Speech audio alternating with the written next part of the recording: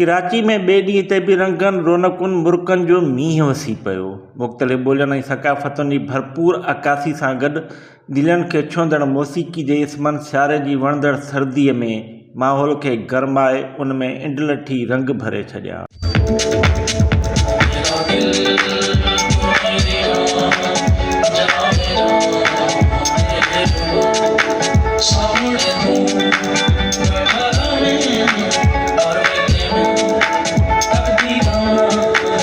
Sindh TV network जे 3 ॾींहंनि वारे मेले इंडस वैली फैमिली फेस्टिवल जे ॿिए ॾींहं ते कराची जे शहरनि जो वॾो अंग फिरियर हॉल पार्क पहुतो। फेस्टिवल में क़ाइमु कयल मुख़्तलिफ़ शयुनि जे स्टॉलनि ते शहरियुनि जी पीह रही। ख़रीदारी सां गॾु खाधनि पीतनि जे स्टॉलनि ते बि रश रही। यूनिक सिंध जे आबपाशी ज़राअत ऐं शहीद बेनज़ीर भुट्टो यूथ स्किल्स जा स्टॉल शहरियुनि जे ध्यान जो मर्कज़ रहिया।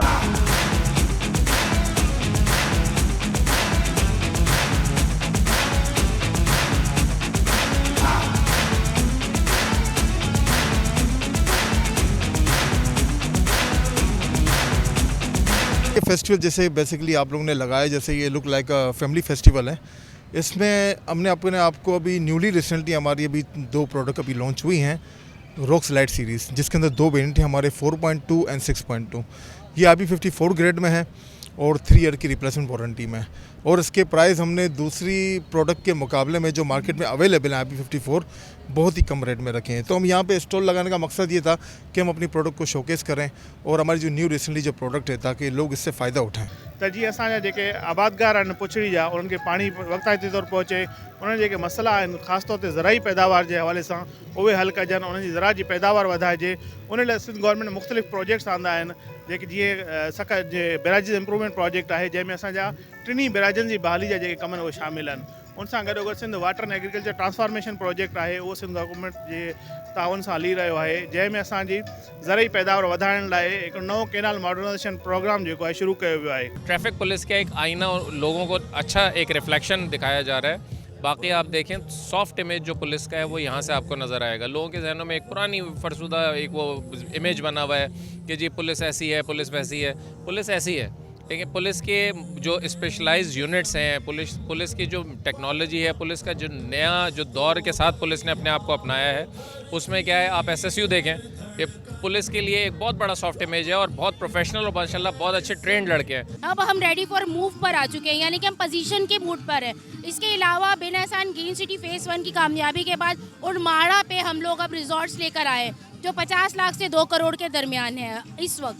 अब कोई पता नहीं हम बाद में बढ़ा दें, लेकिन इस बिल्डर की कामयाबी ही की बात है ये है कि M9 पे इसके 3 प्रोजेक्ट हैं। इसके अलावा उड़माड़ा है और केटी बंदर भी है। सिंध टीवी की जानिब से जो एक फेस्टिवल यहाँ पे ऑर्गेनाइज़ किया गया है और बहुत रौनक है यहाँ पर, और बहुत ज़्यादा फैमिलीज़ मौजूद हैं, उनके लिए डिफरेंट स्टॉल्स हैं। तो मेरे ख्याल में इस तरह की एक्टिविटीज़ जो है वो होती रहनी चाहिए, क्योंकि इससे ये है कि आप जो अपना कल्चर है उसको प्रमोट करते हैं। एक स्पॉन्सर GFS बिल्डर्स भी हैं जिन्होंने इस इवेंट को, इस शानदार इवेंट को स्पॉन्सर किया है, और GFS का जो नाम है वो डेफिनेटली किसी तारुफ का मोहताज नहीं है और सब जानते हैं GFS बिल्डर्स के बारे में।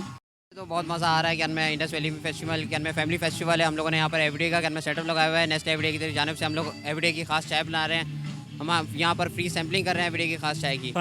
स्टॉल इन लगाया हुआ तो नंढा नंढा ॿार जेके अचनि पिया, नंढी एज जा जेके प्राइमरी एज जा या एलिमेंट्री एज जा, उनखे इनकरेज करण जे लाइ असां इनाम बि रखिया आहिनि ऐं उन्हनि खां उन जी लेवल जे हिसाब सां असां सवाल पुछूं था ऐं उन सां ॿार इनकरेज थींदा, पेरेंट्स जेके आहिनि उन्हनि खे ख़बर पवंदी।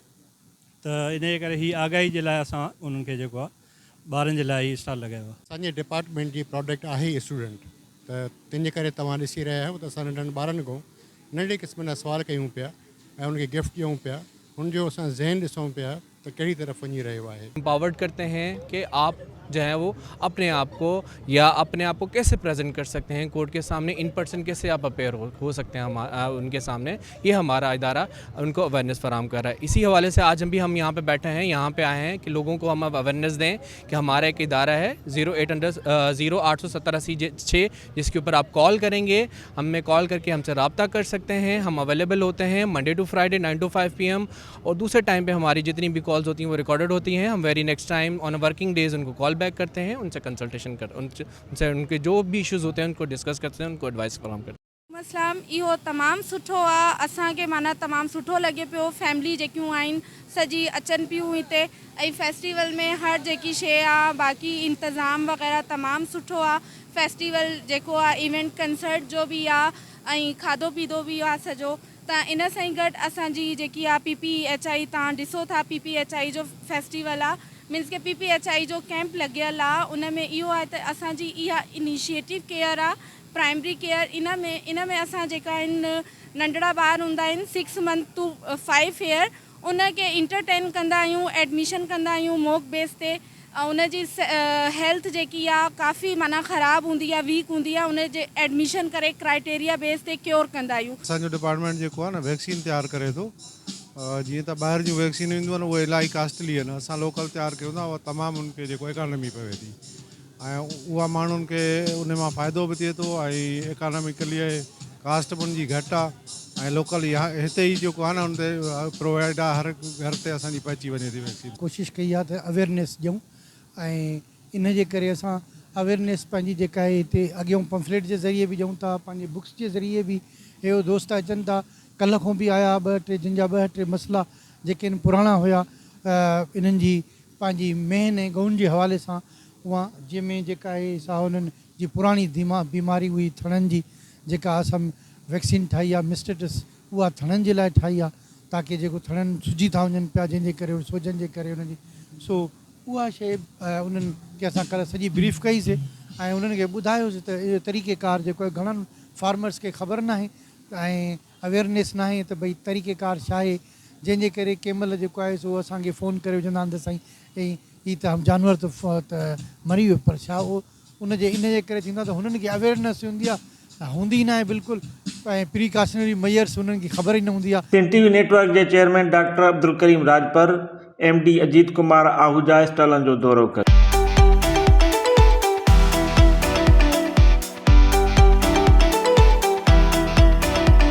फेस्टिवल में परॾेह खां आयल माण्हुनि बि शिरकत करे सिंध टीवी ज़िंदाबाद जा नारा हंया। Zin TV News Zindabad! It's amazing. It's really good food. It's the best food we've had on the trip. And the place, it's really beautiful, and people who are organizing are doing a really good job. People are very hospitable, and we feel really safe as foreigners. Incredible, it's amazing. It's okay. And so thanks to Sindh TV News. Bye bye.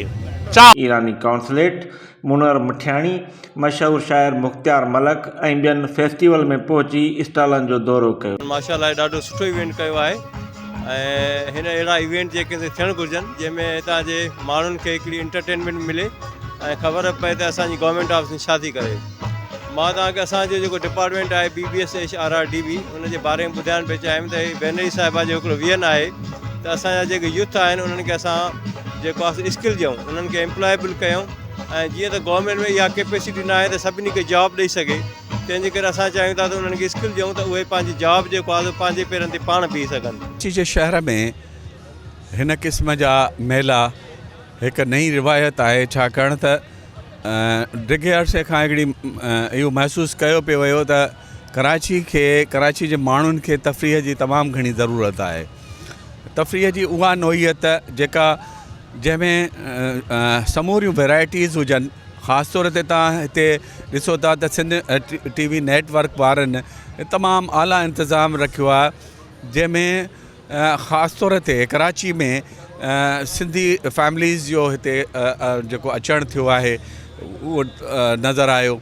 ऐं उन खां सवाइ कराची त सभिनी जी आहे जेको बि अचे, ऐं हिते जेके मुख़्तलिफ़ स्टॉल्स आहिनि ऐं उन खां सवाइ मुख़्तलिफ़ शोज़ थियनि था पिया, उनमें तमामु वॾा शानदार फ़नकार जेके आहिनि जिन खे माण्हुनि रुगो टेलीविजन्स ते ॾिठो आहे ऐं उहे हिते ॻाइनि था उन जे साम्हूं, ऐं हिते का टिकट बि उन्हनि जे लाइ काई कोन्हे ऐं तफ़रीह इंजॉय कनि था पिया। त ही सिंध TV नेटवर्क हिकिड़ो अहिड़ो कमु कयो आहे जेको बज़ाहिर त कंहिं TV चैनल जो न हूंदो आहे, पर डॉक्टर अब्दुल करीम राजपर साहब जेको सिंध TV जो सरबराह आहे उनजी हमेशह इहा कोशिशि रहंदी आहे त सिंध में असीं कुझु नई अप्रोच सां कमु कयूं ऐं हीअ वाक़ई नई अप्रोच आहे त इंडस फैमिली सिस्टम जेको आहे फेस्टिवल जेको आहे उन में मुख़्तलिफ़ फैमिलीज़ आयूं आहिनि ऐं सभिनी खे गॾु कयो अथई। इहा तमामु वॾी ॻाल्हि आहे, तफ़रीह थी रही आहे ऐं उन्हनि खे हर तरह सां फैसिलिटेट कयो वियो आहे। इंडस वैली फैमिली फेस्टिवल में ॿिए ॾींहुं बि कराची जे मुख़्तलिफ़ इलाइक़नि मां फैमिलीज़ वॾे अघ में शिरकत कई। प्रोग्राम जेको अॼु सिंध टीवी वारनि मुनक़िद कयो आहे माशाल्लाह ॾाढो ज़बरदस्त आहे। अवाम बि काफ़ी जोशो खरोश में आहे ऐं माशाल्लाह हींअर दिलबर जलाल आहिनि। आउं त ए म्यूज़िक लाइ आहियां, बिगेस्ट फैन ऑफ हिम ऐं इंजॉय करूं पिया माशाल्लाह बेहतरीन है, गुड इनिशिएटिव। आउं हैदराबाद जी आहियां, ख़ासि हिते आई आहियां कराची लाइ ऐं इहे अगरि थींदा रहंदा तो इहो काफ़ी सुठी हिकिड़ो पॉजिटिव इम्पैक्ट वेंदो पूरी सोसाइटी लाइ। बहुत मज़ा आ रहा है, हम इंजॉय कर रहे हैं, हमें खुशी हो रही है, हमारे सिंधियों के लिए सिंधी फंक्शन हो रहा है, हमें बहुत मज़ा आ रहा है, बहुत इंजॉय कर रहे हैं। हाँ तमामु हिते घणो मज़ो आयो आहे, स्टाइल वग़ैरह ॾाढा सुठा आहिनि, कल्चर जा मतिलबु कपिड़ा पिया आहिनि, जोड़ा पिया आहिनि माशाल्लाह। ॾाढो सिंध टीवी चैनल पहिरियों दफ़ो हिते ॾाढो माना फंक्शन सुठो कयो आहे। खाधो पीतो त पंहिंजी जॻह आहे, मगर मेन स्टॉल हिते मूंखे सुठो लॻो आहे जेको असांजे कल्चर खे जेको आहे सो न रिप्रेज़ेंट थो करे। जेको असांजे कल्चर जा ड्रेसिस हूंदा आहिनि, हैंडीक्राफ्ट्स आहिनि, बैग्स आहिनि, different kind of things we have. Food stalls है काफ़ी सारे और कपड़ों के काफ़ी स्टॉल्स लगे हुए हैं, सिंध के खास करके जो है अच्छा रिप्रेजेंट कर रहे हैं। अजरक देखने को मिल रहा है, हमें कुछ अच्छी चीज़ लग रही है, अच्छी सिक्योरिटी वगैरह भी। ॾाढा सुठा कपिड़ा आहिनि, एम्ब्रॉयडरी, असांजी उतां जी डेकोरेशन आइटम्स, खाधो पीतो हर शइ आहे ऐं हिते घुमण लाइ ॾाढो सुठो हिकिड़ो एक्सपीरियंस आहे। खैरपुर खां मां आई आहियां घुमण ऐं जलाल चांडे पुट जो मां गानो ॿुधो, उन गानो ई सेम जी उन पीउ ॻाल्हाईंदो हुयो। इलाही भलो अरेंजमेंट आहे माशाल्लाह, हिते इलाही सुठो आहे माशाल्लाह, इलाही सभु कुझु सुठो आहे, बहितरीनु आहे। मां त पूरी आवाम खे चवंदुमि त हिते फेरेर हाल में अचनि ऐं हितां जो मज़ो वठनि। माण्हू हूअं बि घर में वेही वेही बोर थी वञे, ॿाहिरि निकिरो, इंजॉयमेंट कयो ऐं वॾो मज़ो आहे। फैमिली लाइ बि बहुत इंतज़ाम आहिनि ऐं ॿारनि जे लाइ बि हिते गेमियूं आहिनि। इन खां अलावा हिते एंटरटेनमेंट आहे, खाइण पीअण जा स्टॉल आहिनि, हर शय के लिहाज खां हिते फैसिलिटीज ॾिनी वई आहे। ये माशाल्लाह बहुत अच्छा लग रहा है ना, बहुत अच्छा मौसम है और इस मौसम में जो शो बनाया हुआ है बिल्कुल अच्छा किया है। सिर्फ मां इंजॉय न कयो आहे, मुंहिंजे ॿारनि बि इंजॉय कयो आहे। अब्दुल्ला जेको आहे त मूंसां गॾु आयल आहे, ॿी फैमिली समूरी आयल आहे। इंडस वैली कल्चरल फेस्टिवल ॾाढो बहितरीनु आहे। कराची जहिड़े शहर में अहिड़ा कल्चरल फेस्टिवल थियणु घुरिजनि, जीअं हितां जो जेको आहे बूसट वारे माहौल मां माण्हू ॿाहिरि निकिरी अची करे इंजॉय करे। प्रोग्राम अहिड़ा थींदा रहणु ज़रूरी आहे हिन मौसम में, जीअं सियारे जो मौसम आहे। तमामु बहितरीनु शो थी वियो आहे सिंध टीवी जे तरफ़ां, हिकु क़िस्म जो ॾाढो VIP फूड फेस्टिवल जहिड़ा सिंगर माशाल्लाह तमामु बहितरीनु ज़बरदस्त। सिंध टीवी के ख़राज अक़ीदत पेश कयूं था। सिंध जे माशाल्लाह सेंट्रल में जलाल चांडे जो पुट तो गाए, असांखे वॾी दिली ख़ुशी आहे माशाल्लाह, माना तब्दीली है।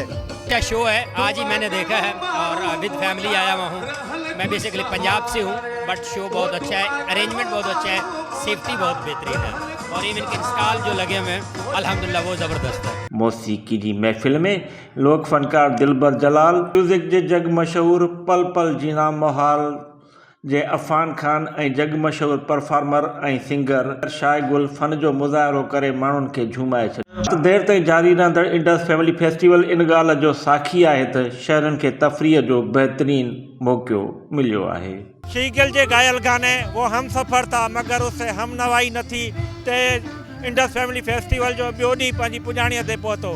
कैमरामैन मुस्तफ़ा रिंद, अरसलान अहमद, अली रज़ा ज़ैदी, कलीम खोखर ऐं साथी रिपोर्टर फयाज़ कुरैशी, बशीर संजराणी, फयाज़ चांडियो, सिकंदर भुट्टो, अब्दुल ख़ालिक मंगी ऐं मीर ज़ुल्फ़कार सां गॾु मुश्ताक टावरी, सिंध टीवी न्यूज़ कराची।